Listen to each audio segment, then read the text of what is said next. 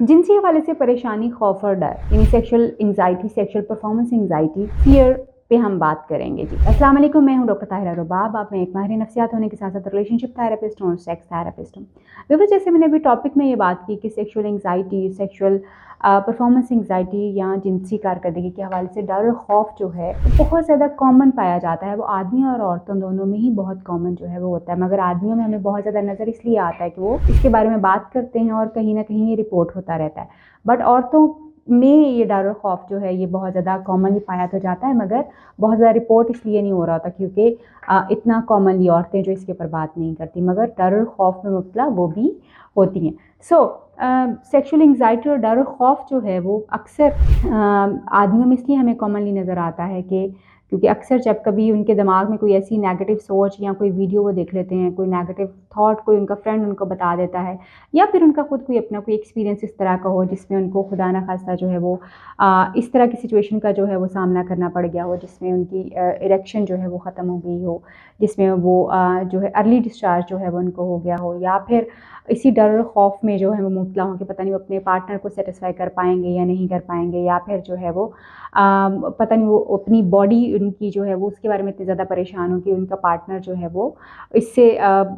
मुतमिन होगा नहीं मुतमिन होगा। ये वाली बहुत सारी इस तरह की चीज़ें जो हैं वो इंसान के दिमाग के साथ जुड़ी हुई होती हैं, जो उसकी सेक्सुअल परफॉर्मेंस को बहुत ज़्यादा बैडली इफेक्ट करती हैं। और उसकी वजह जो है वो ये है कि हो सकता है कोई एक आध बार इस तरह का कोई चांस हो गया बिकॉज ऑफ स्ट्रेस, एंग्जाइटी या फिर थकावट की वजह से या किसी और चीज़ की वजह से कि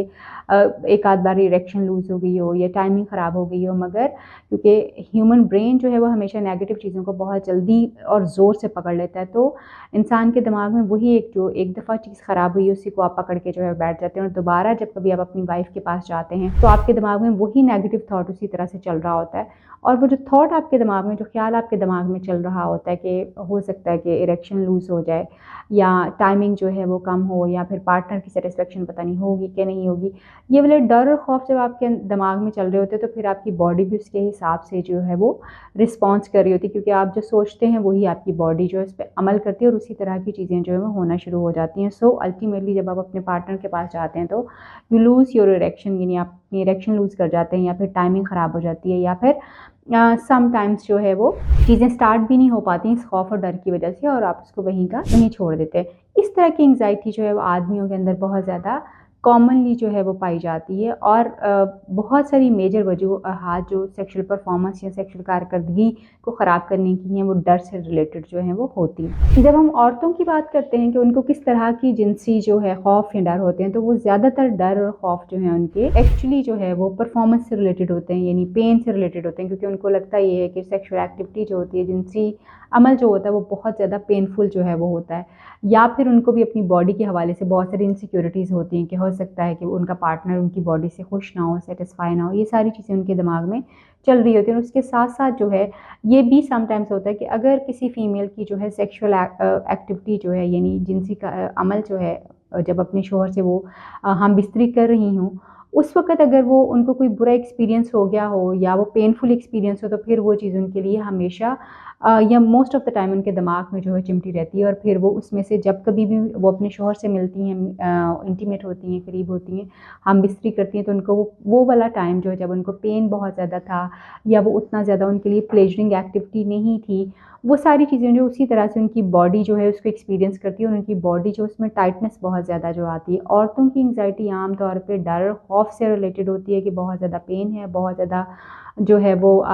एक अच्छी एक्टिविटी नहीं होगी। और आदमियों की एंग्जाइटी और डर खौफ जो है वो परफॉर्मेंस के हवाले से होता है कि शायद